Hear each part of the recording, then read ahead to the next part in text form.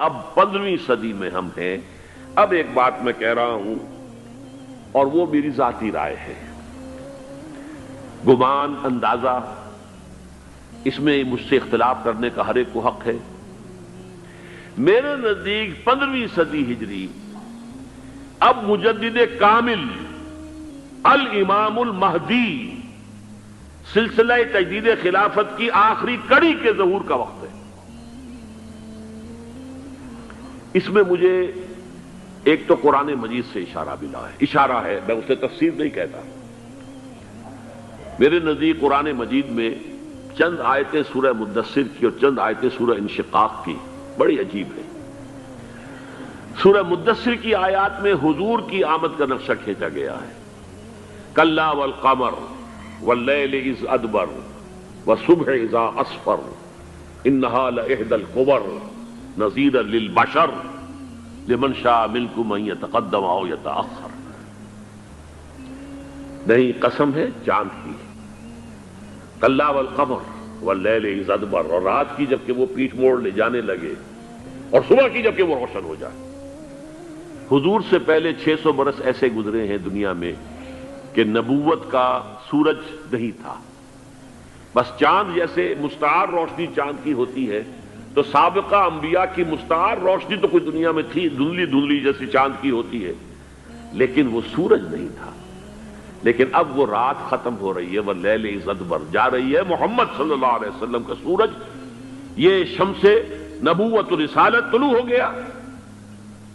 والصبح اذا اسفر انہا لإحدی الکبر، بہت بڑی باتوں میں سے ایک بات ہے جو ہوئی ہے، وہ معمولی واقعہ نہیں ہے، احدی الکبر، یہ تاریخ انسانی کے عظیم ترین واقعات میں سے ہے بعثت محمدی، نذیرا للبشر، پوری نوع انسانی کے لیے نذیر بن کر آئے۔ یہ تو ہے حضور کا معاملہ، لیکن اب جو معاملہ ہونا ہے دوبارہ، اس لیے کہ خلافت علی منہاج النبوت دوبارہ اب قائم ہوگی انشاءاللہ۔ حضور کے بعد میں آپ کو بتا چکا ہوں، خلافت راشدہ ختم ہونے کے بعد سے زوال زوال زوال زوال زوال زوال زوال زوال زوال، تھوڑا سا 2.5 سال کا 2 سال کا وقفہ آیا ہے حضرت عمر بن عبدالعزیز کا، ورنہ زوال زوال زوال زوال زوال۔ اگرچہ اس زوال کو 1000 سال لگے ہیں، یہ عمارت جو محمد نے بنائی تھی ایک دن میں نہیں گر گئی صلی اللہ علیہ وسلم، کھنڈر بتا رہے ہیں عمارت عظیم تھی، 1000 سال کے بعد پھر یورپ کے سیلاب نے آ کر اس کو گرایا ہے اور ختم کیا ہے، ورنہ 1000 سال تک سطوت و شوکت کے ساتھ امت مسلمہ تو موجود رہی ہے، چاہے اسلام جو ہے وہ حکومت کی سطح پر موجود نہیں تھا۔ بہرحال اب جو اس کا دور آیا ہے دوبارہ خلافت علی منہاج النبوہ کا دور، اس کا نقشہ سورہ انشقاق میں کھینچا گیا ہے۔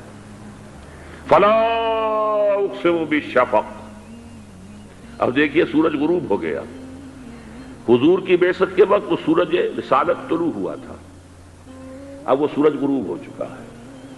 سورج کے غروب ہونے کے بعد صرف روشنی رہ جاتی ہے شفق کی، سرخ سی، بس وہی باقی رہ گئی، اور باقی کیا رہ گیا؟ بدا الاسلام غریبا ویسعود کما بدا فطوبی للغرباء، فلا اقسم بالشفق واللیل وما وسق، رات کی سی تاریکی ہے اور جو کچھ اس نے اپنے اندر جمع کر لیا ہے، والقمر اذا اتسق، اور قسم ہے چاند کی جبکہ وہ بھر جائے، پورا بھرتا ہے کتنے دنوں میں؟ 14 دن میں۔ اور 14 صدیوں کے بعد اب پہلی صدی کا جس نے کہ تجدید کامل کی عمر بن عبدالعزیز، 14 صدیوں کے بعد اب 15ویں صدی میں الامام المہدی کے ظہور کا وقت قریب ہے۔ اب جو کچھ مجھے حضرت امام المہدی کے بارے میں کہنا ہے، دوبارہ اپنی بات دہرا رہا ہوں، یہ میرا ذاتی گمان ہے، اختلاف کیا جا سکتا ہے۔ میرا گمان یہ ہے کہ یہ اب جو مجدد آئیں گے وہ حضرت مہدی ہوں گے۔ پہلی بات تو یہ جان لیجئے کہ مہدی 2 ہیں، ایک شیعوں کے مہدی، ایک سنیوں کے مہدی، ان میں بڑا فرق ہے۔ شیعہ حضرات مہدی کو مانتے ہیں، وہ ان کے 12ویں امام ہیں، ان کے عقیدے کے مطابق انہیں پیدا ہونے کے فوراً بعد اس اندیشے سے کہ انہیں قتل کر دیا جائے گا ایک غار میں چھپا دیا گیا تھا۔ تقریباً 1200 برس سے وہ اس غار کے اندر ہیں، وہ روپوش ہیں، چھپے ہوئے ہیں، اسی لیے انہیں امام غائب کہا جاتا ہے، اور اب ان کا انتظار ہو رہا ہے، اس لیے انہیں امام منتظر بھی کہا جاتا ہے۔ اس لیے شیعوں کے دارالعلوم جو ہوتے ہیں دارالعلوم المنتظر، وہ اس لیے کہ ان کا انتظار کیا جا رہا ہے۔ تو یہ ہے، اب وہ ان کا خیال ہے کہ آخری دور میں، آخری زمانے میں وہ ظاہر ہو جائیں گے، غار سے نکل آئیں گے۔ دیکھیے، میں اس عقیدے کو اس بنا پر رد نہیں کرتا کہ یہ ناممکن ہے کہ کیسے کوئی شخص جو ہے 1200 برس تک کسی غار کے اندر زندہ رہ سکتا ہے، نہیں، میں سمجھتا ہوں ممکن ہے۔ 300 برس تک اصحاب کہف رہے کہ نہیں رہے؟ سوئے رہے۔ 300 ایئرس ہم مانتے ہیں۔ حضرت عیسیٰ اسی حیات عرضی کے ساتھ 2000 سال سے موجود ہیں آسمان پہ کہ نہیں ہے؟ آپ کو معلوم ہے حضرت عزیر 100 برس تک مرنے کے بعد دوبارہ زندہ کر دیے گئے۔ فَأَمَاتَهُ اللَّهُ مِئَةَ عَامٍ ثُمَّ بَعَثَهُ۔ تو ناممکنات میں سے کوئی سوال پیدا نہیں ہوتا، لیکن یہ کہ آیا کوئی امامت معصومہ کا تصور قرآن اور حدیث سے ہمیں ملتا ہے؟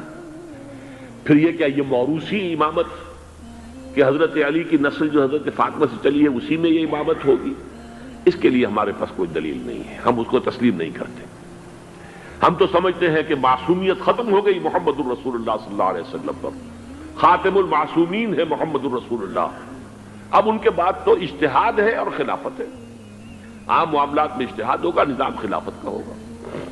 تو ہمارے نزدیک جو میں جس مہدی کا نام لے رہا ہوں وہ مہدی ہے جو ایک مجدد ہوں گے، جیسے کہ مجددین کے نام میں نے آپ کو گنوائے ہیں، مجدد الفسانی ہو، شاہ ولی اللہ ہو، سید احمد بریلوی ہو، شیخ الہند ہو، ایک ہوں گے انسان جو پیدا ہوں گے انسانوں کی طرح، عام طور پر اپنی عمر کو، پختگی کو پہنچیں گے، پھر وہ سامنے آئیں گے منظر پر، پھر وہ کام کریں گے، قیادت کریں گے، عرب میں ان کا ظہور ہوگا۔ دوسری بات یہ نوٹ کر لیجئے حضرت مہدی کے بارے میں، ہمارے ہاں احادیث کے جو مجموعے ہیں ان میں جو ٹاپ کے 2 مجموعے ہیں ان میں کہیں حضرت مہدی کا ذکر نہیں ہے، نہ صحیح بخاری میں نہ صحیح مسلم میں، لیکن ہم اسے نظر انداز نہیں کر سکتے کہ صحائح ستہ کی بقیہ 4 کتابوں کے اندر موجود ہیں، لہذا نظر انداز نہیں کر سکتے، اگنور کرنا ممکن نہیں ہے۔ اب اس میں چاہتا ہوں کہ کچھ حدیثیں آپ کو میں سناؤں جن میں حضرت مہدی کا تذکرہ کیا گیا ہے۔ پہلی ہے وعن عبداللہ ابن مسعود قال قال رسول اللہ صلی اللہ علیہ وسلم، حضرت عبداللہ ابن مسعود سے روایت ہے، وہ فرماتے ہیں کہ حضور نے ارشاد فرمایا لا تذهب الدنيا حتى يملك العرب رجل من اہل بیتی، یہ دنیا ختم نہیں ہوگی جب تک کہ عرب پر میرے اہل بیت میں سے ایک شخص کی حکومت قائم نہ ہو۔ اور آپ کو معلوم ہے کہ آج تک عرب پر حضور کے اہل بیت کی کوئی حکومت قائم نہیں ہوئی،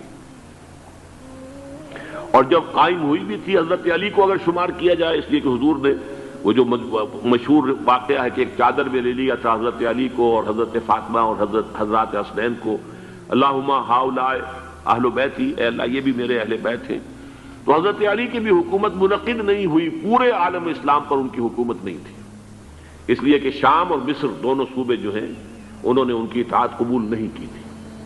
اس حوالے سے یہ معاملہ ابھی ہونا ہے۔ لا تذهب الدنيا حتى يملك العرب رجل من اہل بیتی یواطئ اسمہ اسمی، اس کا نام وہی ہوگا جو میرا نام ہے، یعنی محمد صلی اللہ علیہ وسلم، اور ان کا نام بھی، مہدی کا نام بھی محمد ہو، مہدی تو ان کا لقب ہے۔ یہ ترمذی میں بھی ہے، ابو داؤد میں بھی ہے، سنن ابی داؤد، جامع ترمذی، بلکہ ابو داؤد میں ایک اور روایت ہے، قال، حضور نے فرمایا لو لم يبقى من الدنيا الا يوم، اگر دنیا کی زندگی میں سے کچھ بھی نہ بچے سوائے ایک دن کے، لطول اللہ تعالی ذلك اليوم، تو اللہ تعالیٰ اس دن کو لمبا کر دے گا، حتی یبعث فیہ رجلا منی، یہاں تک کہ میرے خاندان میں سے ایک شخص کو اٹھائے گا، من اہل بیتی، میرے اہل بیت میں سے، یواطئ اسمہ اسمی و اسم ابی ہے اسم ابی، جس کا نام میرے نام پر ہوگا، جس کے والد کا نام میرے والد کے نام پر ہوگا، محمد ابن عبداللہ ان کا نام ہوگا، اور وہ یملأ الارض قسطا وعدلا کما ملئت ظلما وجورا، وہ سرزمین عرب کو عدل اور انصاف سے اسی طرح بھر دیں گے جیسے کہ وہ ظلم اور زیادتی سے بھر چکی ہوگی۔ دوسری روایت ہے حضرت ابو سعید خدری رضی اللہ تعالی عنہ سے، حضور نے فرمایا المہدی منی اجل الجبہۃ اقن الانف یملأ الارض قسطا وعدلا کما ملئت ظلما وجورا یملک 7 سنین، رواہ داؤد، کہ مہدی مجھ میں سے ہوں گے بڑی روشن پیشانی والے اور بڑی کھڑی ناک والے، وہ زمین کو بھر دیں گے انصاف سے اور عدل سے، جیسے کہ وہ ظلم سے بھری ہوئی ہوگی، اور وہ 7 برس تک حکومت کریں گے۔ عرب میں خالص خلافت علی منہاج النبوہ کا نظام حضرت مہدی کے ہاتھوں قائم ہوگا اور 7 برس تک قائم رہے گا عرب کے اندر۔ اس کا اگلا مرحلہ میں بعد میں بیان کروں گا۔ تیسری روایت، اور اس کو میں اس لیے خاص طور پر سنا رہا ہوں کہ اس میں وہی الفاظ آئے ہیں جو میں نے ابتدا میں حدیث آپ کو سنائی تھی، اس کے الفاظ ہیں۔ عن ابی سعید قال ذکر رسول اللہ صلی اللہ علیہ وسلم بلان یصیب هذه الامہ حتی لا یجد الرجل ملجا یلجا الیہ من الظلم۔ حضور نے ذکر فرمایا کہ ایک دور ایسا آئے گا انتہائی ابتلا اور آزمائش اور مصائب کا کہ کسی شخص کو کوئی سر چھپانے کی جگہ نہیں ملے گی اس ظلم سے اپنے آپ کو بچانے کے لیے۔ فَيَبْعَثُ اللَّهُ رَجُلًا مِّنْ عِتْرَتِي وَأَهْلِ بَيْتِي، تو پھر اللہ میرے خاندان میں سے، میرے اہل بیت میں سے اٹھائے گا ایک شخص کو، فَيَمْلَأُ بِهِ الْأَرْضَ قِسْطًا وَعَدْلًا، اور اس کے ذریعے سے اللہ تعالیٰ زمین کو عدل و قسط سے بھر دے گا۔ يَرْضَى عَنْهُ سَاكِنُ السَّمَاءِ، یہ وہی الفاظ آ گئے، اب اس سے پھر راضی ہو جائیں گے آسمانوں میں رہنے والے بھی، وَسَاكِنُ الْأَرْضِ، اور زمین میں رہنے والے بھی۔ لا تدع السماء من قطرها شيئا الا ثبته، آسمان اپنا ایک قطرہ بھی نہیں روکے گا مگر یہ کہ اس کو زمین کے اوپر نثار کر دے گا، بارش کی شکل میں گرا دے گا۔ ولا تدع الارض من نباتها شيئا الا اخرجته، اور زمین اپنی پیداوار میں سے کوئی شے نہیں چھپائے گی، نہیں روکے گی مگر اس کو ظاہر کر دے گی۔ چوتھی حدیث جو ہے وہ حضرت ام سلمہ سے رضی اللہ تعالی عنہ قال سمعت رسول اللہ صلی اللہ علیہ وسلم یقول المہدی من عترتی من اولاد فاطمہ، رواہ ابو داؤد، یہ بھی سنن ابو داؤد کی روایت ہے۔ حضور نے فرمایا مہدی میرے خاندان سے، میرے اہل بیت سے ہوں گے، یعنی اولاد فاطمہ میں سے، اور تفسیر اس کی آتی ہے کہ حضرت حسن کی اولاد میں سے ہوں گے۔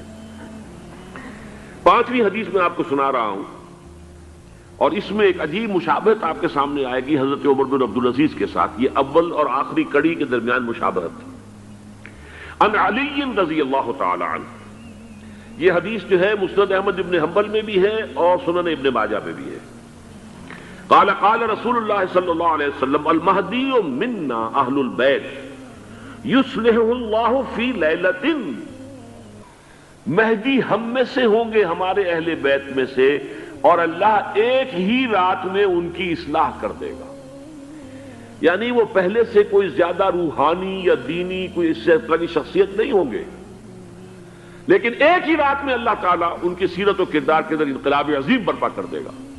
جیسے کہ میں نے عرض کیا تھا آپ سے کہ عمر بن عبدالعزیز کی زندگی میں انقلاب عظیم آیا ہے، خلافت کا بوجھ پڑتے ہی کہاں وہ خوش باش اور خوش لباس اور خوش خوراک، وہ شہزادہ ٹھاٹ باٹ والا، جاگیر والا، گورنر کا بیٹا اور خود گورنر، اور کہاں یہ کہ اس کی وہ درویشی جو میرے نزدیک واللہ عالم، ڈرتے ڈرتے کہہ رہا ہوں، میرے نزدیک وہ حضرت ابو بکر، حضرت عمر اور حضرت علی کی درویشی کو بھی مات دے گئی۔ لیکن کنٹراسٹ بہت شدید ہے، وہاں جو بھی کچھ تھا وہ تدریجاً آیا تھا، ہوتے ہوتے ہوتے ایک انتہا، اور یہاں سڈن آیا۔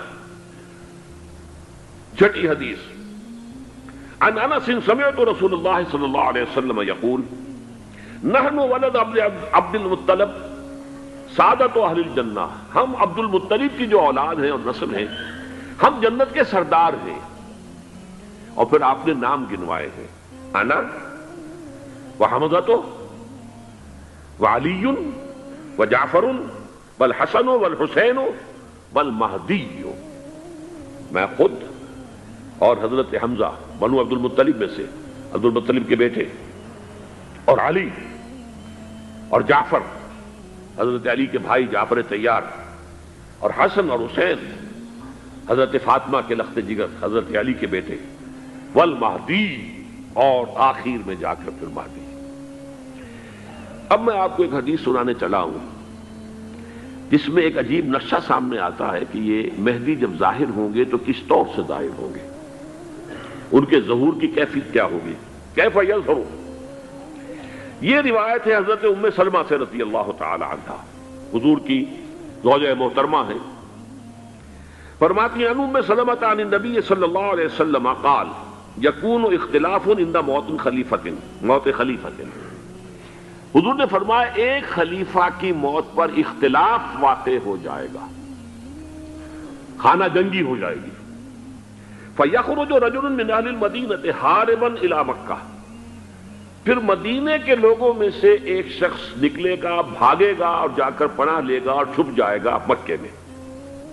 فَيَأْتِيهِ نَاسٌ مِّنْ أَهْلِ مکہ، پھر اس کے پاس آئیں گے اہل مکہ، مکہ کے لوگ، فَيُخْرِجُونَهُ، اور اسے نکالیں گے، جہاں وہ چھپے ہوئے ہوں گے وہاں سے نکالیں گے، وَهُوَ كَارِهٌ، اور وہ بالکل اس کو پسند نہیں کر رہے ہوں گے، نہ وہ خواہش مند ہوں گے کہ ان کے وہ ہاتھ پر بیعت کی جائے، نہ وہ یہ چاہیں گے کہ وہ میدان میں آئیں اور ان کو جو ہے اپنا لیڈر مانا جائے، وَهُوَ كَارِهٌ فَيُبَايِعُونَهُ بَيْنَ الرُّكْنِ وَالْمَقَامِ، لیکن لوگ جو ہے پھر اصرار کے ساتھ ان کے ہاتھ پر بیعت کریں گے رکن اور مقام کے درمیان۔ رکن وہ کونا ہے خانہ کعبہ کا جس میں حجر اسود لگا ہوا ہے، اور مقام ابراہیم جو ہے، ان دونوں کے مابین جو یہ علاقہ ہے یہاں پر وہ بیعت ہوگی۔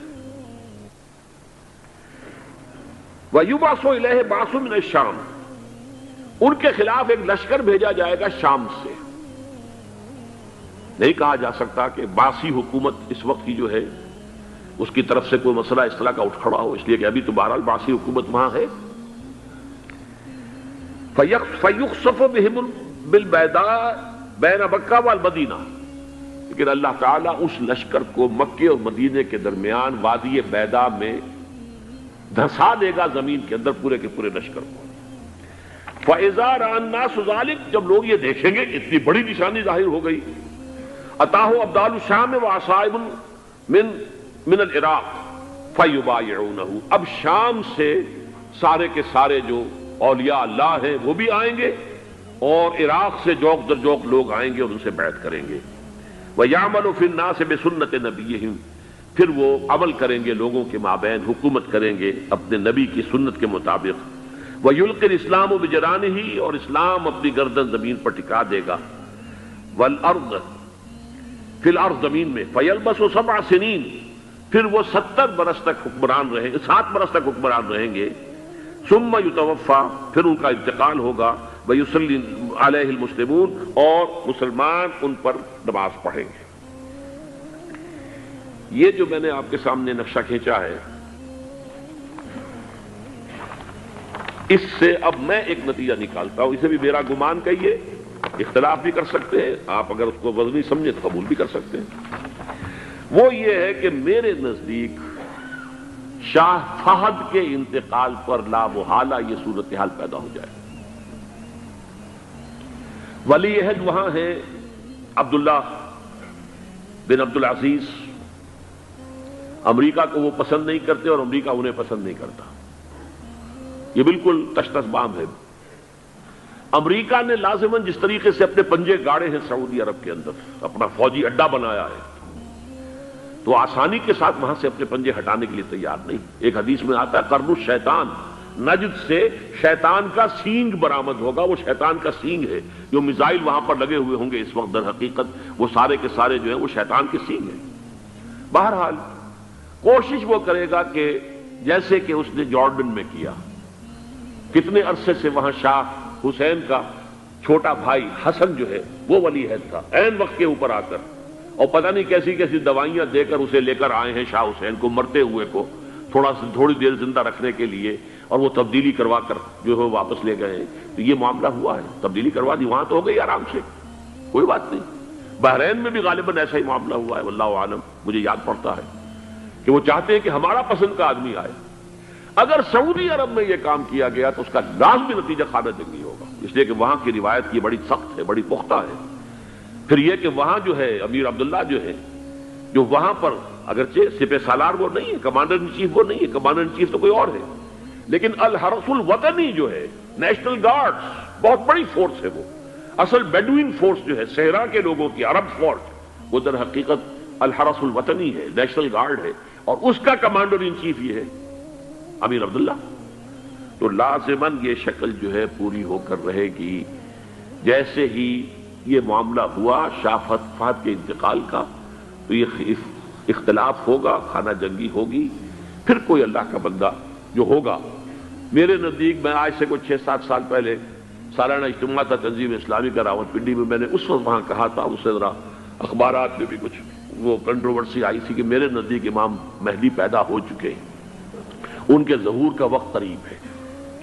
اور اس کی تھوڑی سی بات میں مجھے معلوم ہوا کہ جین ڈکسن غالباً نام ہے امریکن اس کا، جس نے یہ پیشن کوئی خبر دی تھی کہ 1962 میں عالم عرب میں ایک بچہ پیدا ہوا ہے کہ جو وہاں کا نقشہ بدل کر رکھ دے گا. یہ جین ڈکسن کی غالباً پیشن گوئی ہے. بہرحال مجھے اس کی پیشن گوئی سے کوئی دلچسپی نہیں ہے. میں تو جو احوال دیکھ رہا ہوں، یعنی اسرائیل کا قائم ہو جانا، اور اس کے بعد اب یروشلم کا مسلمانوں کے ہاتھوں سے نکل جانا، اور اب گویا کہ وہ الملحمۃ العظمیٰ جو ہے تلی کھڑی ہے، کسی بھی وقت جو ہے یہ جو ہے وہ لاوا پھٹ سکتا ہے، آتش فشاں پھٹ سکتا ہے. تو یہ تمام حالات ایسے ہیں کہ جن کی وجہ سے میں سمجھتا ہوں کہ ایک تو جو قرآن مجید کے اشارات میں نے آپ کو بتائے، 14 صدیاں 14 دن میں چاند کا پورا ہونا، والقمر اذا اتسق، 14 دن میں 14ویں کا چاند. اسی طرح اب یہ 14 صدیوں کے بعد یہ صدی جو 15ویں صدی ہے، یہ در حقیقت ظہور امام مہدی کی صدی ہے. لیکن یہ کہ امام مہدی کی حکومت قائم کرنے کے لیے کون لوگ آئیں گے؟ عرب جو ہیں وہ اندر سے کھوکھلے ہو چکے ہیں. عیاشی نے، دولت نے، پیسے نے، دولت، پیسہ، عیاشی، اس کی وجہ سے کھوکھلے ہو چکے ہیں. یہاں میں آپ کو 2 حدیثیں سنانا چاہتا ہوں.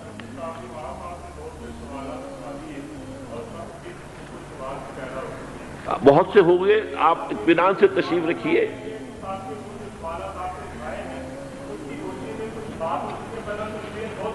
بہت ہوگی، بات ہوگی، آپ اس طرح صبر سے سن لیجئے. میں اب تقریباً اپنی گفتگو کے اختتام تک پہنچ رہا ہوں.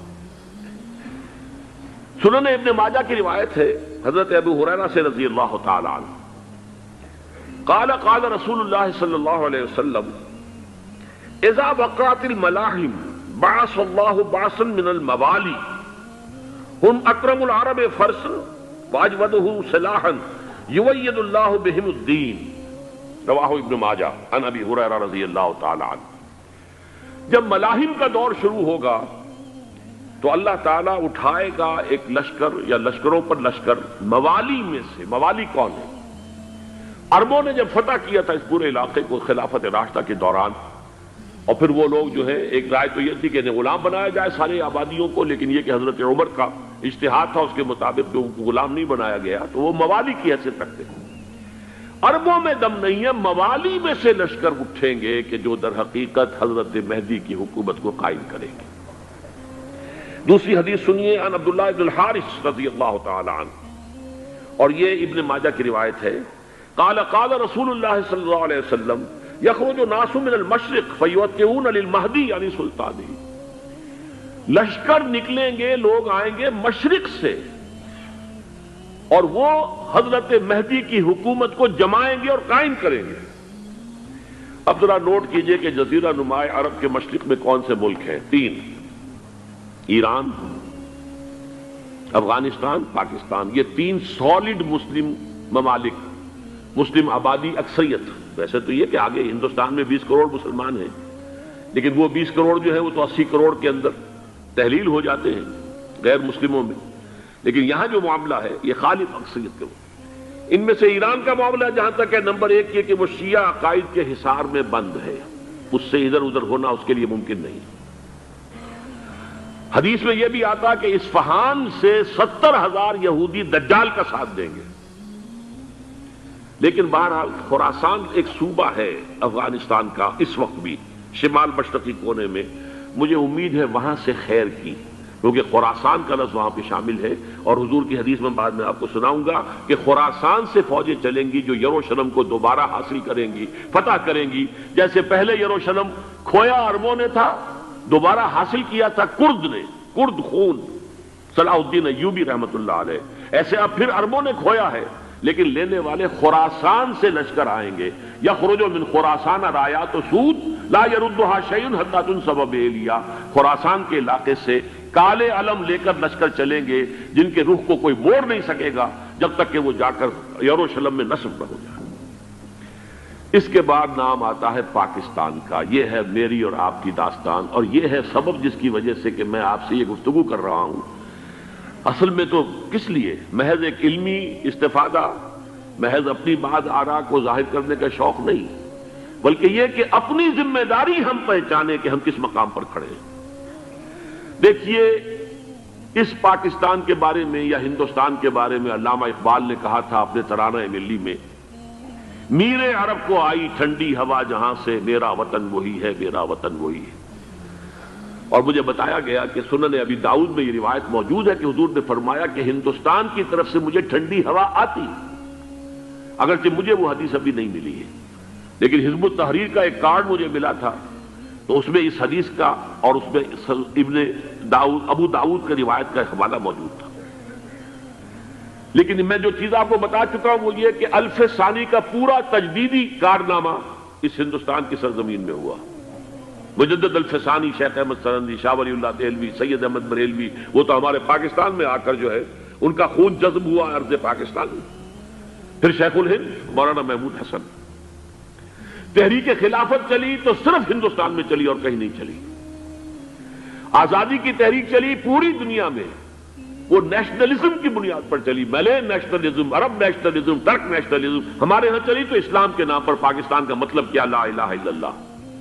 پھر پاکستان قائم ہوا معجزے کے طور پر، بلکہ نازل ہوا ہے لیلۃ القدر میں. انا انزلناہ فی لیلۃ القدر، جیسے قرآن نازل ہوا لیلۃ القدر میں، یہ پاکستان بھی نازل ہوا لیلۃ القدر میں.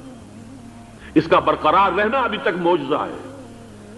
ہندو یہ سمجھتا تھا، کانگریس سمجھتی تھی کہ جھٹپٹ ختم ہو جائے گا.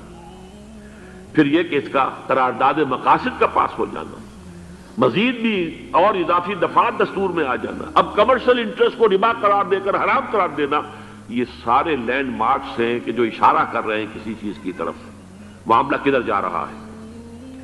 پھر یہ کہ یہ جو 14ویں صدی کے مجدد تھے شیخ الہند، اس کے بعد سے کچھ ایسی شخصیتیں عظیم پیدا ہوئی ہیں ہند میں جن کو میں سمجھتا ہوں کہ 14ویں صدی کے مجدد اور 15ویں صدی کے مجدد کے درمیان، یہ 15ویں صدی کے مجدد کی راہ کو سیدھا کرنے والے، جیسے کہ حضرت یحییٰ نے کہا تھا میں تو آنے والے کا راستہ سیدھا کر رہا ہوں حضرت عیسیٰ کے لیے، ایسے ہی 15ویں صدی کے لیے امام مہدی کے لیے راستہ صاف کرنے والے سب سے پہلے علامہ اقبال، جنہوں نے اسلام کا تصور دین کی حیثیت سے دوبارہ زندہ کیا ہے، ورنہ اسلام ایک مذہب کی شکل اختیار کر چکا تھا.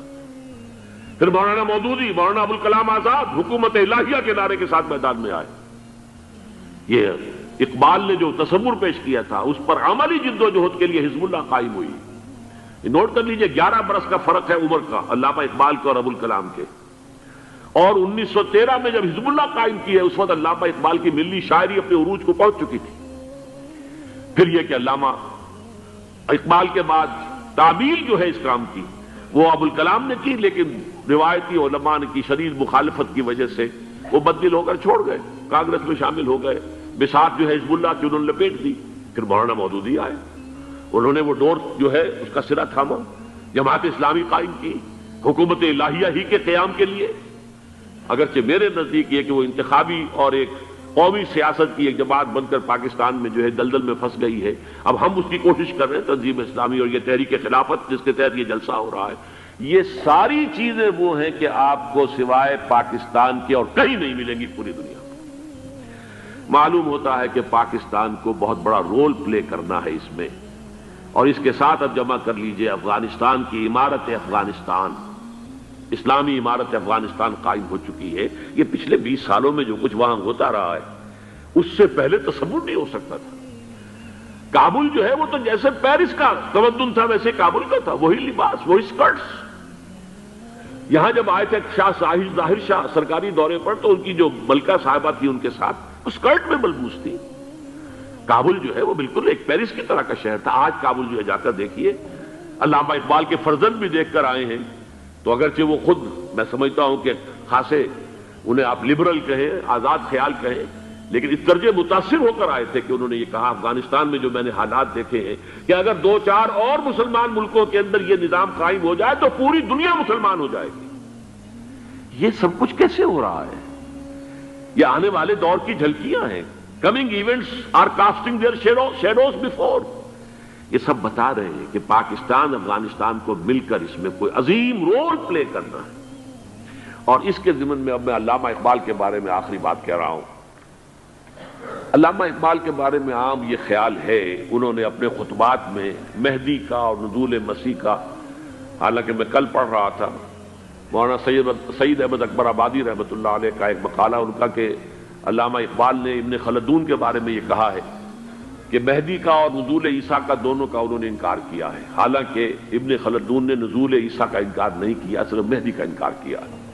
بہرحال علامہ اقبال نے خطبات میں انکار کیا ہے، لیکن یہ کہ اپنی شاعری کے اندر میں چیلنج کرتا ہوں کسی بڑے سے بڑے اقبال شناس کو، ان کا یہ شعر ذرا سنیے: خضر وقت از خلوت دشت حجاز آید بروں، کارواں زی وادی دور و دراز آید بروں۔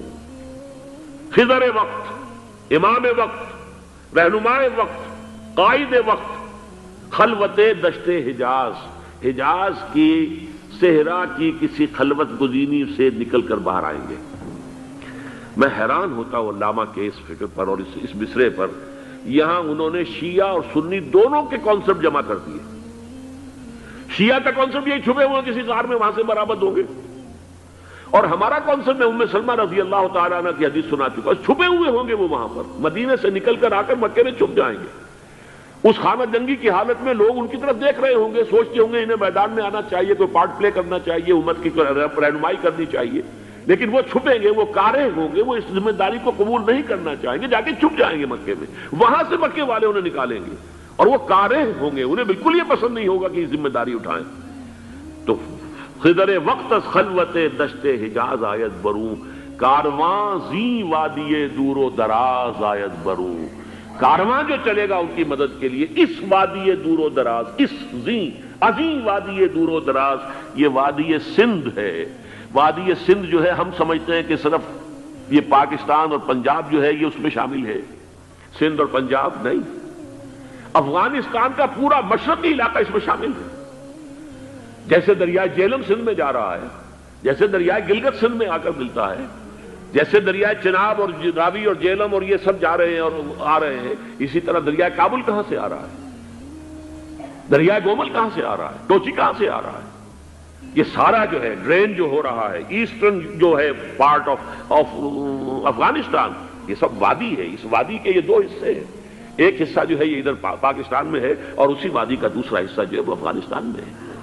کارواں زی وادی دور و دراز آیت بروں، کارواں چلے گا یہاں سے، یخرج الناس من المشرق یؤتون للمہدی، یعنی سلطان ہی مشرق سے فوجیں چلیں گی کہ جو مہدی کی حکومت قائم کریں گی، اور یخرج من خراسان رایات و سود، اور خراسان سے سیاہ پرچم چلیں گے کہ جن کا رخ کوئی موڑ نہیں سکے گا، حتیٰ تنصب بیلیا، یہاں تک کہ وہ جا کر یروشلم کے اندر نصب ہو جائیں گے۔ حضرات، میں ایک میری گفتگو کا حصہ باقی تھا لیکن میں اسے چھوڑ رہا ہوں، اس لیے کہ گلوبلائزیشن جو اس کی ہوگی، جو خلافت علی منہاج النبوہ کی تجرید کامل حضرت مہدی کے ہاتھوں عرب میں ہوگی، اس سے پہلے اس کے لیے محنت، کوشش، جد و جہد پاکستان اور افغانستان میں ہو چکی ہوگی جو اسے سپورٹ کرے گی اور وہاں جا کر حکومت قائم کرے گی۔ اس کے بعد گلوبلائزیشن کا جو مرحلہ اس کا ہے وہ حضرت مہدی کے ہاتھوں نہیں ہے، وہ حضرت عیسیٰ ابن مریم ان کے نزول کے بعد ہے، جن کے نزول کے بعد دجال کا خاتمہ ہوگا اور یہودیوں کا استحصال ہوگا، مسلمانوں پر بھی بڑی تکالیف عربوں پر آئیں گی، شدائد آئیں گے، لیکن یہ وہ میں حصہ جو اپنی گفتگو کا آج چھوڑ رہا ہوں اس لیے کہ میں دیکھ رہا ہوں کہ بعض حضرات کا صبر کا پیمانہ اب لبریز ہو رہا ہے، تو میں اس حصے کو پھر ملتوی رکھتا ہوں کسی دوسری محفل اور کسی دوسری مجلس اور نشست پر۔